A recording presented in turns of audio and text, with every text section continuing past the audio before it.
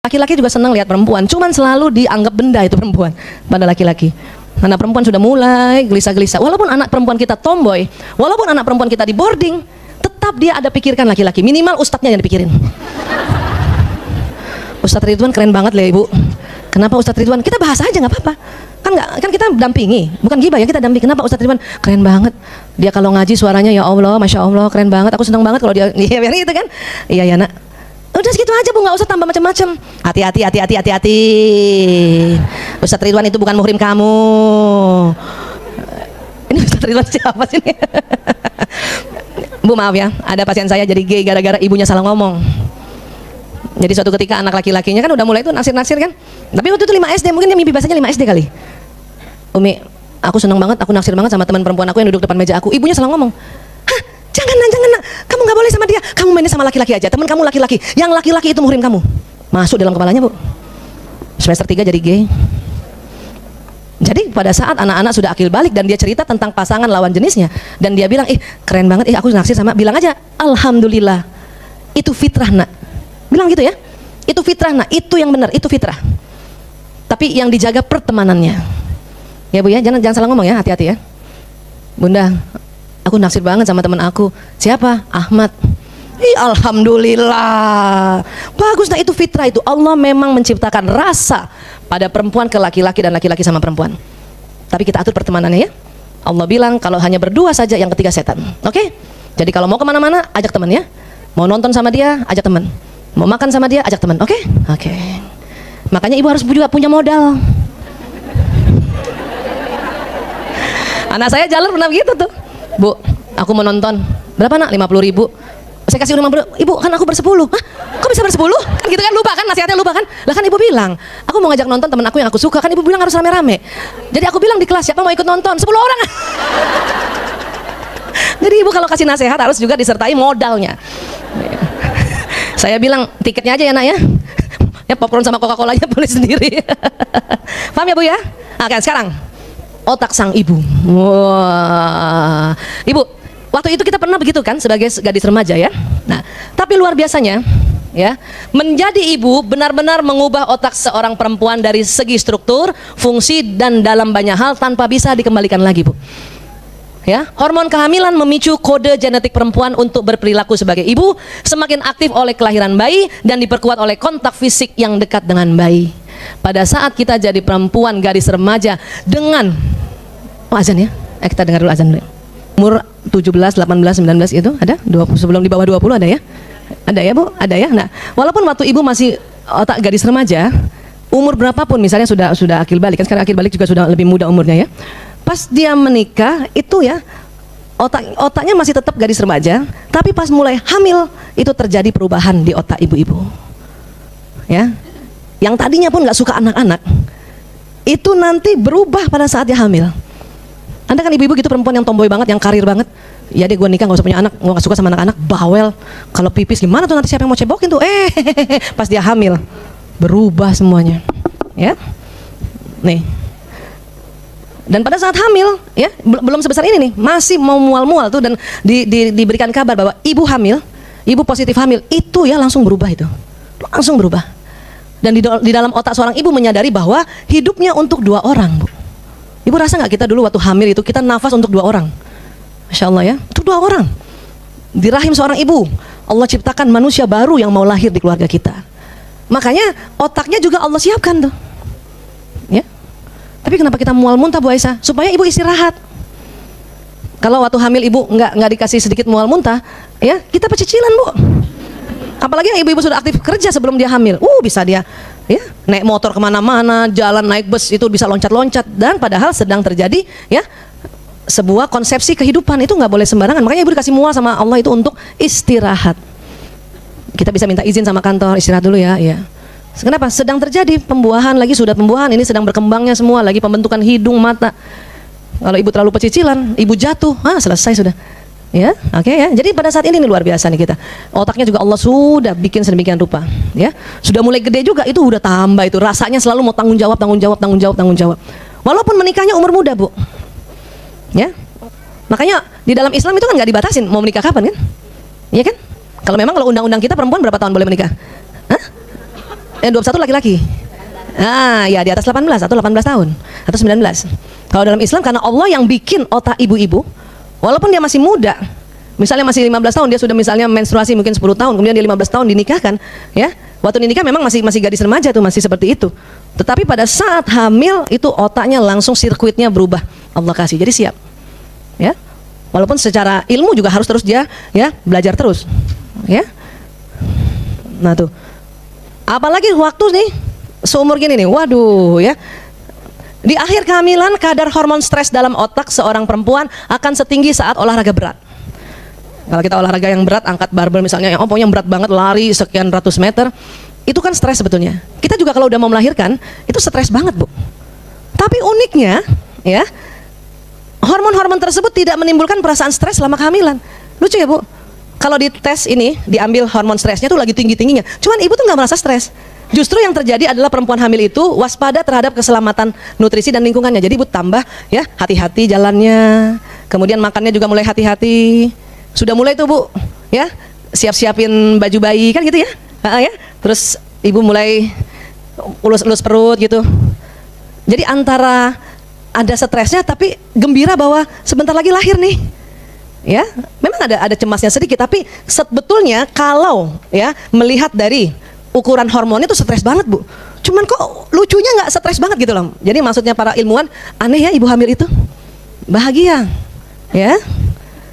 Nah, waktu bayi lahir, selama beberapa hari pertama secara kimiawi, otak ibu merekam bau harum kepala bayi yang baru lahir. Kita merekam tuh otak kita, Bu. Bau kulit bayi, kotoran bayi aja kita direkam otak kita oleh Allah untuk kita nggak jijik lagi sama kotoran anak kita, Bu. Yang tadinya mungkin tuh tadi kan wanita, ya, wanita karir, nggak kebayang dia gantiin pampers anaknya, bersihin, itu nggak kebayang ada perempuan yang begitu. Tapi setelah dia hamil, Allah siapkan otaknya sedemikian rupa sampai lahir bayinya, langsung otak ibu-ibu pertama ya, beberapa hari pertama direkam terus tentang bau bayinya, tentang kulitnya, tentang itu tadi, bahkan bau ASI kita pun kita direkam oleh Allah, ya, otak kita, ya, dan cairan-cairan tubuh lainnya itu termasuk ASI, ya. Enak nggak Bu? Pernah nyobain ASI nggak Bu? Manis-manis gimana gitu ya? Nggak manis banget, nggak tawar banget, dan selalu hangat, ya, ya. Sekarang, para ibu kehilangan waktu tidur 7.000 jam dalam tahun pertama pasca persalinan. Ya Bu, ternyata dihitung-hitung 7.000 loh Bu, 1 tahun pertama Bu. Ibu mau balas? Tapi hebat banget ya, kita 7.000 jam itu kuat ya. Iya. Terus kalau kita lihat suami kita, ya Allah tidur. Tapi ibu harus tahu, ya, otak pria dalam keadaan istirahat 70% aktivitas elektriknya memang mati Bu. Otak wanita dalam keadaan istirahat 90% aktivitas elektriknya hidup. Apalagi dalam keadaan dia sadar 100% lebih kali. Paham ya Bu? Jadi kalau ibu lihat suami ibu langsung lep tidur, itu memang Allah kasih berhenti nih aktivitasnya off 70% loh Bu. Kita perempuan cuma 10% yang off, 90%-nya nyala. Untuk apa coba? Ya kalau anak kita bangun lah Bu. Dan ibu nggak usah iri sama suami. Ya dia tidur, gue doang yang bangun. Itu sunatullahnya. Kalau ada suami ibu, anak nangis, suaminya ikut bangun dan bantuin ibu, luar biasa. Ada yang begitu suaminya? Luar biasa tuh Bu. Yang suaminya nggak bangun, itu biasa. Suami itu cuma 2, biasa sama luar biasa. Nggak ada yang kurang suami itu, biasa dan luar. Nggak bangun, biasa. Dia bangun, luar biasa. Suami saya luar biasa, dia bangun, terus bangunin saya. Woi, anak lu bangun. Terus tidur lagi. Itu aja udah luar biasa buat saya. Ini laki-laki, paham ya Bu? Ya, supaya seorang ibu, apalagi sudah melahirkan, sudah lahir anak pertama, 7.000 jam dia, bayangin. Makanya kalau ibu penat itu wajar ya. Ibu sakit kepala itu wajar. Makanya kalau bayi baru lahir, bayinya tidur, ibu ikut tidur. Cuman namanya juga ibu-ibu, bayinya tidur bebenah. Tamu datang. Ya, tapi ketahuilah bukan cuma ibu doang yang begitu, semua ibu-ibu. Jadi ibu tidak merasa baper sendiri ya. Ih, aku kok begini ya selama melahirkan. Coba bukan cuma ibu, semuanya begitu. Dan itu yang tugas luar biasa, ya. Laki-laki memang 70% aktivitas elektriknya off Bu. Jadi suara di dalam kamar dia nggak dengar. Tapi kalau ada bahaya di luar, motornya bunyi, dicuri, sirena mobilnya bunyi, dia bangun Bu. Loncat langsung. Itu kepekaan laki-laki. Kalau kita nggak belajar, pasti kita sebagai istri kesel. Anaknya bangun, nangis dia nggak bangun. Mobilnya mau dicuri dia bangun. Itu kan bagi tugas Bu. Kita yang jaga dalam ruangan, suami yang di luar rumah. Dia jaga memang Bu. namanya juga menjaga keamanan. Hipotalamusnya itu waktu remaja sudah belajar. Ya, selalu dia tantang semua orang yang menyakiti dirinya. Waktu remaja dia sudah belajar. Makanya waktu jadi bapak-bapak dia menjaga keamanan, termasuk keamanan rumahnya. Paham ya Bu ya? Jadi nggak baper ya. Oke? Ibu hamil, mulai ibu hamil ya, sampai juga nanti punya anak dan anak itu belum bisa kita lepas. Itu isi otak ibu semuanya bayi, cuman sedikit banget yang untuk hal yang lain. Itu otak kita sebagai ibu. Makanya waktu kita mau melahirkan tuh, Bu, ingat nggak Bu ya? Waktu mau melahirkan kita sudah mulai siap-siap sebagai ibu. Udah nggak mikir mau rapat, yang kalau misalnya kerja di luar ya, udah nggak mikir mau rapat kayak mau ya, goal targetnya asuransi nggak mikir lagi sudah. Nggak mikir itu. Ya, nah ini. Oke. Nah, maka dalam masyarakat modern seperti sekarang, seorang ibu bertanggung jawab bukan hanya untuk melahirkan anak, melainkan juga menyokong mereka secara finansial. Jadi ibu-ibu juga bekerja pada saat anaknya baru lahir. Akibatnya beberapa perubahan di otak ini menciptakan masalah yang teramat besar dalam hidup seorang ibu. Ibu yang anaknya masih bayi dan dia bekerja di kantoran atau bekerja di luar pekerjaan yang ada kaitannya dengan menjaga bayi, ini yang harusnya otaknya semua mikirin bayi, udah nih kacau nih, dirusak nih Bu. Maka ibu yang bekerja kemudian ambil keputusan waktu melahirkan berhenti, itu luar biasa. Itu otaknya sesuai. Ya. Kalau kita bangsa, makanya saya juga suka sedih kalau ibu-ibu cuman cutinya 3 bulan, kemudian dia kerja, itu ngerusak otak ibu, ngerusak otak seorang ibu. Apalagi pekerjaannya, kalau pekerjaan perempuan kan itu bagus, kesehatan dan ngajar kan. Kalau dia pekerjaannya dia, aduh, ya mikirin misalnya, ya mikirin tentang aspal, mikirin tentang bangunan jalan tol, misalnya ibu-ibu yang bekerja di kantoran, itu rusak otaknya. Maka ibu berbahagialah yang ibu ambil keputusan, ya berhenti bekerja untuk ngurus anak-anak. Insya Allah ya. Islam sudah ajarkan kita begitu, ya. Saya aja terasa tuh dulu, makanya saya waktu itu merasa, aduh, kenapa ya saya baru punya anak, tapi suruh ngurus narkoba, otak saya rusak sempat di awal-awal. Makanya saya minta izin sama suami saya, ya boleh nggak aku kerja, anak-anak saya selalu bawa. Kenapa? Otak saya rusak gara-gara kalau saya ngurus yang lain. Akhirnya dibolehkan, ya. Dia rusak di sini. Yang harusnya yang mikirin bayi sampai sini, ya, ini mikirin yang lain-lainnya dia sampai sini. Ya, maka nanti akan terjadi lingkungan yang penuh stres akan tercipta antara ya tuntutan pekerjaan dan tuntutan rumah tangga yang dapat menurunkan kualitas dan kuantitas pengasuhan. Ini kan menurunkan kualitas kuantitas nih Bu. Walaupun otak kita, otak tengahnya tebal kan, multitasking. Kalau ini misalnya kita ngobrol sama anak kita yang lain atau suami nggak masalah. Coba lagi ngomong gitu, ngomongin apa? Ya, ngomongin bisnis.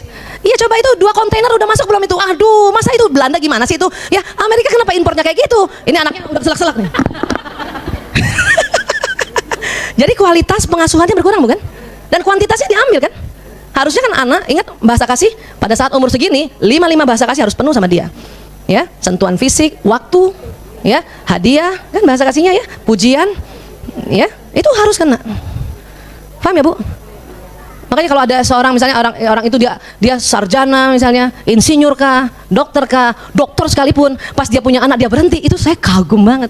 Saya langsung bilang itu udah bener Bu. Tapi Bu Aisyah, saya kan ya cuma ibu rumah tangga biasa, nggak boleh mikir gitu. Karena buat perempuan ibu rumah tangga itu pekerjaan yang paling utama. Paham ya Bu ya? Bersyukur ya Bu. Iya, alhamdulillah. Kalau ya Bu Aisyah saya terlanjur waktu itu saya kerja, ya sudah punya anak lagi. Lakukan sesuai fitrah, ya, oke ya, nih ya. Walaupun memang otak kita tengah ini tebal, kita multitasking, tapi untuk ngurus anak dan suami sebetulnya, ya, oke. Oke, sekali lagi ibu berbahagialah, fahamilah tentang otak remaja ya Bu. Apa perasaan ibu udah tahu otak remaja perempuan mana yang anak perempuannya? Tenang ya Bu ya. Bikin catatan siklus ya Bu. Jadi kalau ibu mau nasihati lihat siklus itu. Nasihatilah pada saat dia masa subur ya. Atau patokannya kalau ibu mau nasehatin ya 3 hari sesudah mensnya bersih, udah itu patokannya. Kalau ibu mau nasehatin, kalau dia masih mens nggak usah nasehatin lah, senang-senang aja. Mau makan apa sayang? Nonton yuk, beli baju yuk. Udah, ibu mau nasehatin setelah 3 hari. Makanya anak perempuan saya udah hafal tuh, kalau ibunya beliin baju terus nanti 3 hari setelah itu dia nasehatin saya. Tapi kalau anak laki Bu, pantang nasehati anak laki dalam keadaan perut kosong. Oke? Ajak makan anak laki, pantang juga nasehati anak laki di malam hari.